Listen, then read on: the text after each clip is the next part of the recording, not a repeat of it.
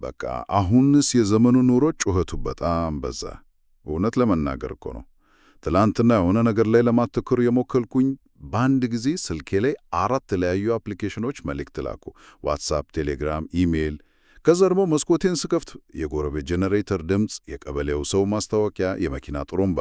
እስቲ አስበው፣ ዝምታ የሚባል ነገር እንደ ውድ ሽቶ ሆኗል። አልፎ አልፎ ቃሉና አናገኘውም። አንዳንድ ጊዜ ዝም ያስባለሁ። በዚህ ሁሉ የድምፅና የመረጃ ናዳ ውስጥ እውነተኛ ጸጥታን ማግኘት እውን ይቻላል? ዝምታ ከሕይወታችን ውስጥ ሙሉ በሙሉ እየተሰደደ ያለ አይመስልም? በጣም ትክክል ነህ። የገለጽከው ስሜት የብዙዎቻችንን ስሜት ነው። ጩኸቱ ጆሮአችንን ብቻ አይደለም፣ ልባችንም ነው የደፈነው። አእምሮአችን ያለማቋረጥ መረጃ በማስተናገድ ስለሚወጠር ለማሰላሰል፣ ራሳችንን ለመስማትም ሆነ ከፈጣሪ ጋር ለመናገር የሚያስችል ውስጣዊ እርጋታ እያጣን ነው። እናም ዛሬ ለምናደርገው ጥልቅ ውይይት መነሻ የሚሆነን በትክክል ይህንን ችግር የሚመረምር አንድ ጽሑፍ ነው። ከጃንደረባው ሚዲያ የወጣ የጽሙና ጊዜ አለ የሚል ርዕስ ያለው ጽሑፍ ነው። የዛሬው ዓላማችንም ይህ ጽሑፍ ስለ ጽሙና ምን እንደሚል፣ ለምን ለመንፈሳዊ ህልውናችን ወሳኔ እንደሆነ እና ከሁሉም በላይ ደግሞ በዚህ ግርግር በበዛበት ዘመናዊ ሕይወት ውስጥ እንዴት በተግባር ልንኖረው እንደምንችል መመርመር ነው። በጣም ጥሩ። ጽሙና የሚለው ቃል ራሱ ክብደት አለው። ብዙ ጊዜ ዝምታ ስንል ድምፅ አለመኖር ብቻ ይመስለናል። እኔ ራሱ ሳስበው ጽሙና ሲል ያው ብቸኝነት፣ ምናልባትም መሰልቸት ይመስለኝ ነበር። ነገር ግን ጽሑፉ ጽሙና ሲል ከዚህ የሰፋና የጠለቀ ትርጉም አለው ይመስለኛል።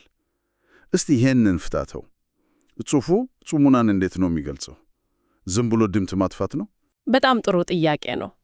ጽሑፉ የሚጀምረው በትክክል ይህንን የተሳሳተ ግንዛቤ በማረም ነው። ጽሙና ማለት ብቸኝነት፣ መሰልቸት ወይም ከሰው መሸሽ ፈጽሞ አይደለም ይላል። ዋናው ትርጉሙ ከዓለም ሁከት ራስን ለይቶ ከእግዚአብሔር ጋር ለመገናኘት የሚደረግ ንቁ እና ዓላማ ያለው መንፈሳዊ ልምምድ ነው። እዚህ ላይ ንቁ የምትለው ቃል ወሳኝ ናት። ዝም ብሎ ቁጭ ስትል ጸጥታ ይመጣ ማለት አይደለም።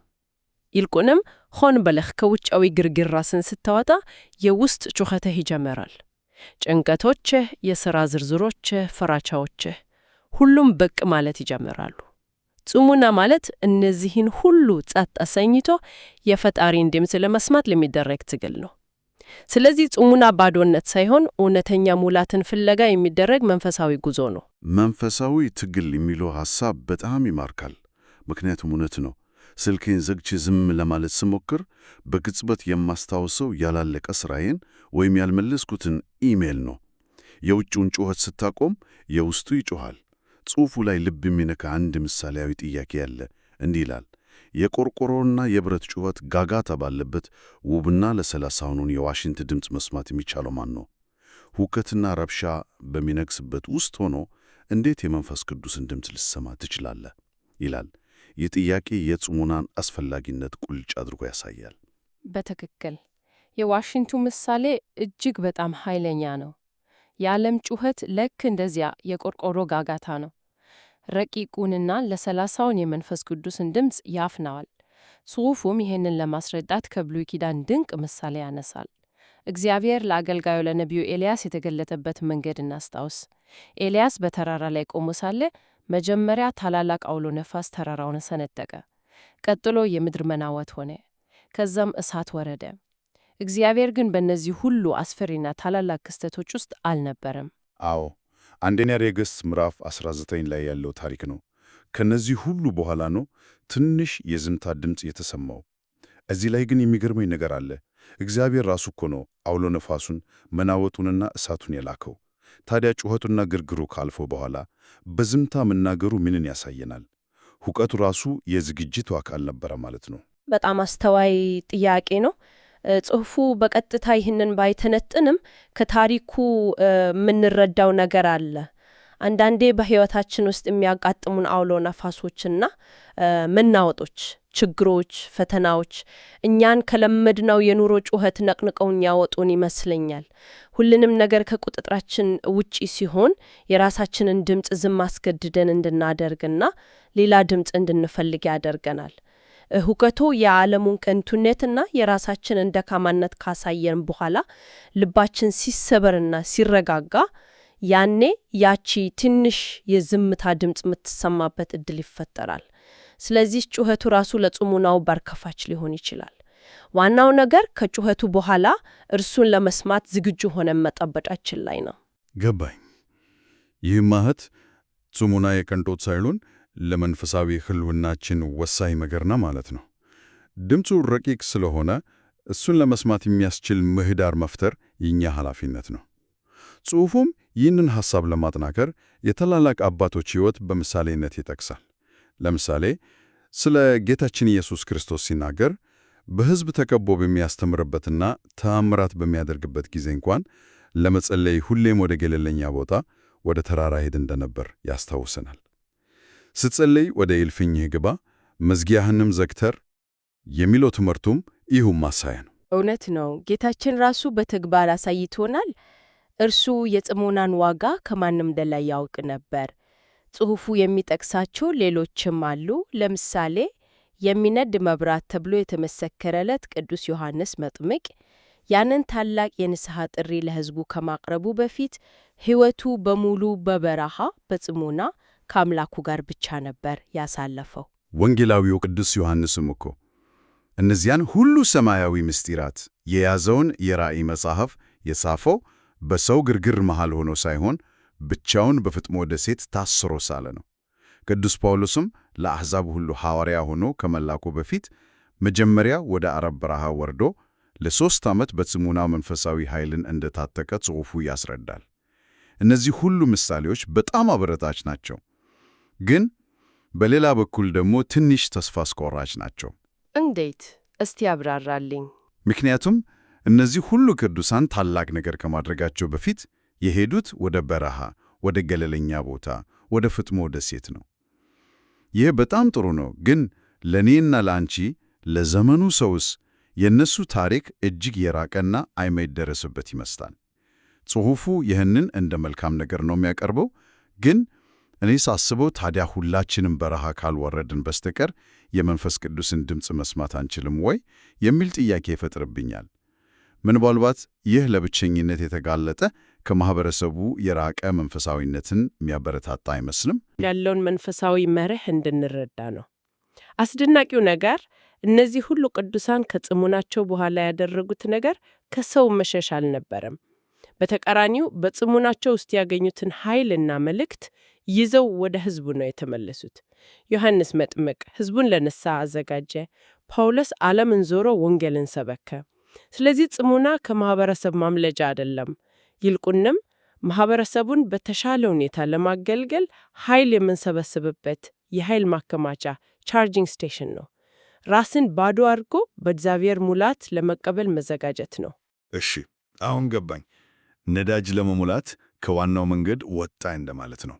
ግን አሁንም ወደ ዋናው ጥያቄ ልመለስ።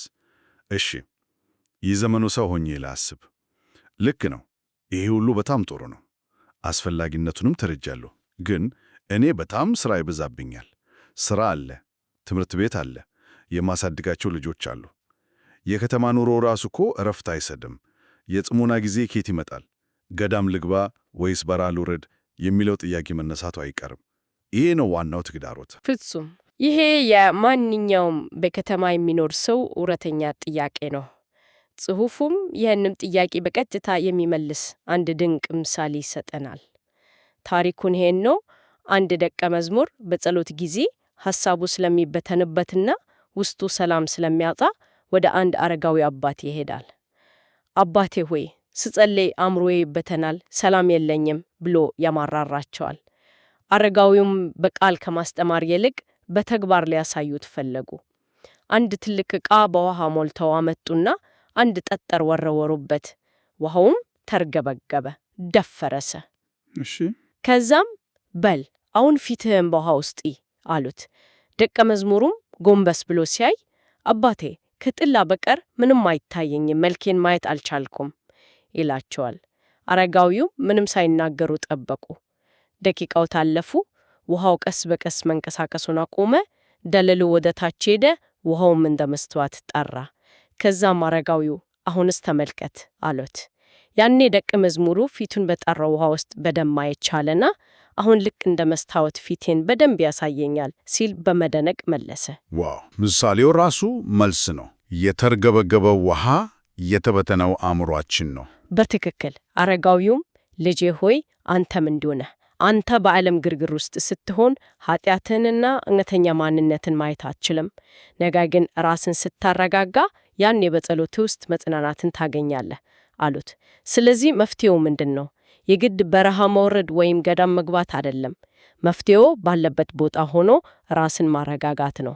እሺ፣ በትንሹ መጀመር የሚለውን በተግባርኛው ለምሳሌ ቤተሰብ ያለውና በቀን 8 ሰዓት የሚሰራ ሰው የግል በረሃ መፍጠር ቢፈልግ ምን ሊመስል ይችላል?